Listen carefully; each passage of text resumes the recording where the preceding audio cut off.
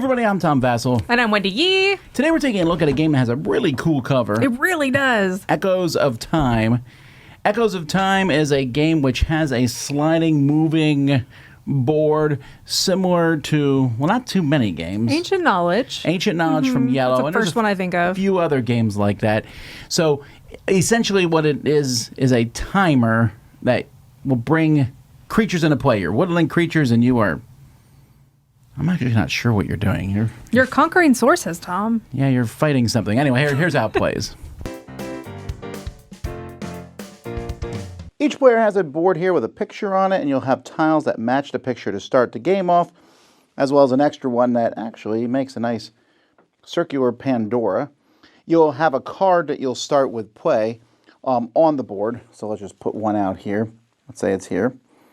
And then at the beginning of each round, everyone will take the tile that's off the board and push all the tiles over one.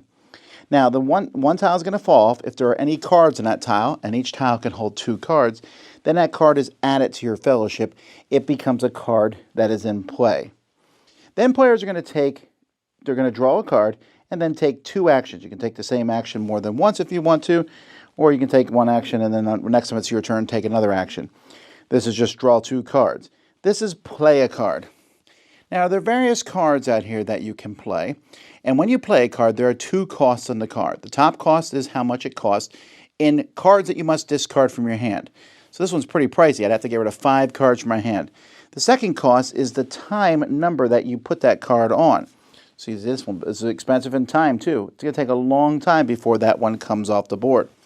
Some cards are free with cards, and other cards are free in time that just goes directly into your fellowship. You can also move with this action, move 1 card over 2 times or move 2 cards over once each. And then you can conquer or fortify a region. In the middle of the table, there's going to be some regions based on the number of players, and you can conquer a region by using the number of strength that it shows there. It has to be people from your fellowship. So if I had this Berserker in my fellowship, I could conquer this. I would put it under the card, his special abilities, nothing else matters. I get this, take 2 points. Points is how you're going to win the game at the end here. And so I'm going to have that there. Now, anytime I want, I can add more people underneath this card. And at some point, I can fortify the card. If I have 5 total or more underneath here, then I fortify mine and it's mine for the rest of the game. But if I have enough power to take someone else's from them, I can conquer it from them, although then their cards will go back into their fellowship. Speaking of cards in the fellowship, there's all sorts of cards that can go into your fellowship, basically your play area. Some of them are going to have immediate effects. Everyone else discards 2 cards. You can move a card over. You can do a conquering or a fortify action. Some give you permanent abilities. Everyone discards a card every time you summon one of these. Take 1 point every time you summon a green card. A lot of these, though, you'll notice have flames on them, blue, red, and yellow flames.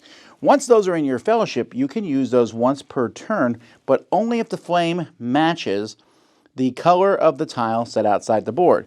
So this here's a blue flame. I can use it every other turn because there's always going to be a blue flame off the board every second turn.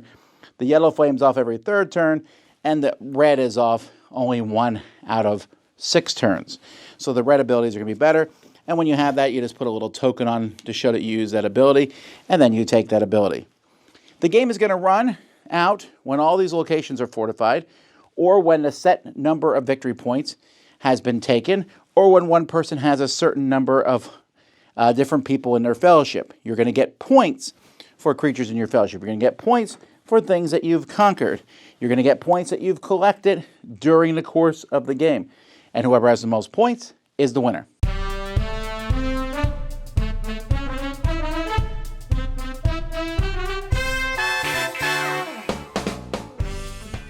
There's no question the game looks really nice. The boards move pretty well. They stick a little more than I would want. I would have shaved off an edge or so on them. Yeah. Wait, I definitely noticed that some of them were glued better than others. So it depended which board we had. Some slid better than others. One of the boards is actually glued.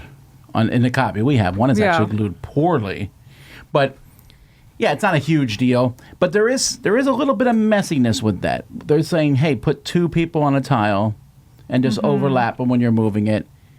But You're it's a going to little have to hard pick it up to see what the special effects are. Right. So you can stick people underneath a source when you conquer it just so you see their power.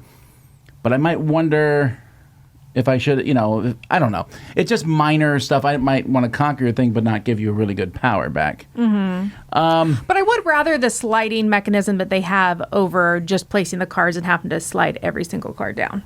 So I think that works. I think it's cleaner than what it could have been. Well, it also is needed because the tile that's off the board lets you activate cards. Right.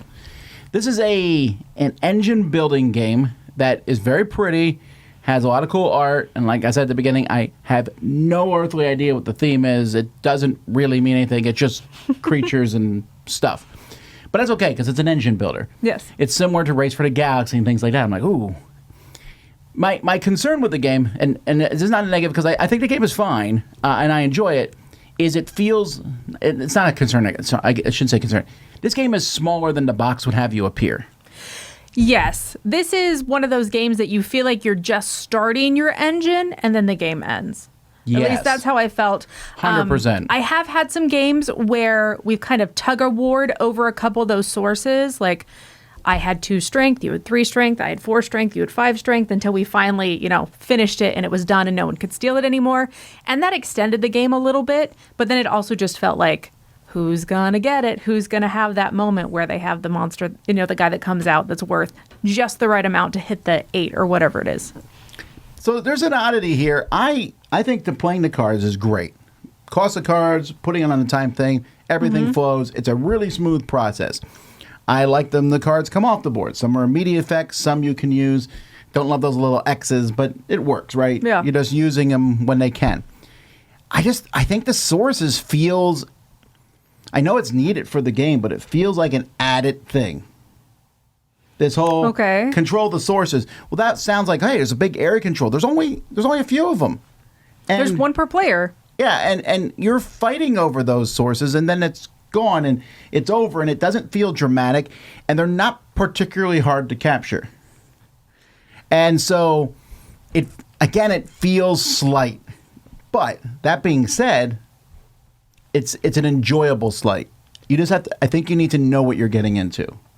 I think so, and I think this game is going to be better at a 3 or 4 player count than a 2 player count.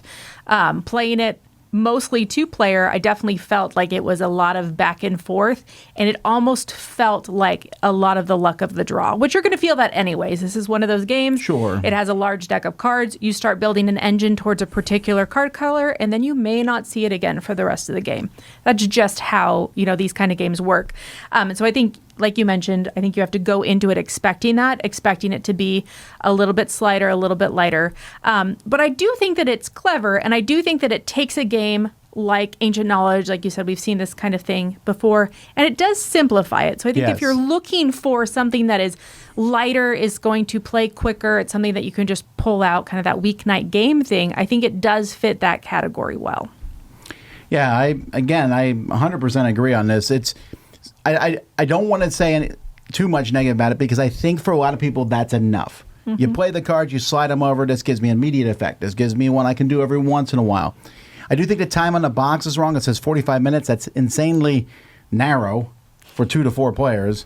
It's going to be shorter with 2 and longer with 4. There's just more victory points and more sources. It's probably closer to 30 to 50 minutes. Yeah. Because, again, this game is a shorter game. So if you don't mind that, if you don't mind playing the cards, I think you will really enjoy the game. I think you'll have fun putting it there, seeing what cards come out. Hey, the luck didn't work out for me, but the game isn't that long, so I didn't feel like I wasted my time. Mm-hmm.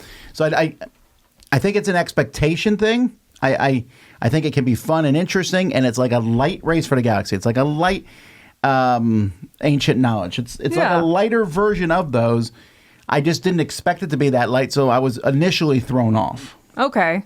Whereas, I wasn't expecting it to be as light, but playing it multiple times, coming in with that expectation later, I think that it fits where it's at. What would you give it? I'm going to give this one a 7. I think that it is good for, like what you mentioned, what it is for that weeknight game.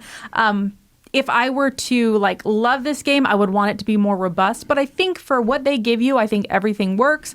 And I think that if you come into with that expectation of wanting to have that light, time moving down game, I think that it does that well. 100%. I'm also giving it a 7 for all the same reasons. It's a nice game, and it would be unduly fair to put it into something that I want. Like, I wanted there to be more combinations. Sure. I got lots of games that do that. I'm always pushing for there to be more of these medium weight games.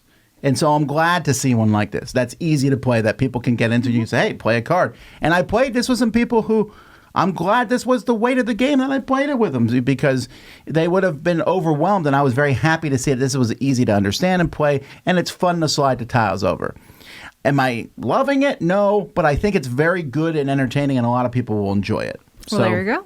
That's Echoes of Time. I'm Tom Basil. I'm Wendy Yee. And before we go, we want to say thank you to some of our GameFound bankers. Thanks to Ann Kristen Westholm from Sweden, to Ben and Mary Beth Boyd, and to the Waters family, Wesley, Melanie, Amelia, and Abigail. Ooh, good job. Thanks for backing us. We appreciate it. Thank you all for watching. We'll see you next time.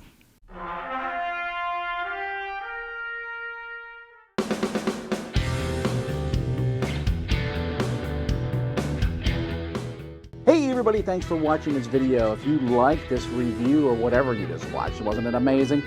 Check out our channel, Dice Tower. We have all kinds of things. We review games, we do top 10s, we play games live. It's all about board games, but especially the people who play them. Check out Dice Tower YouTube channel.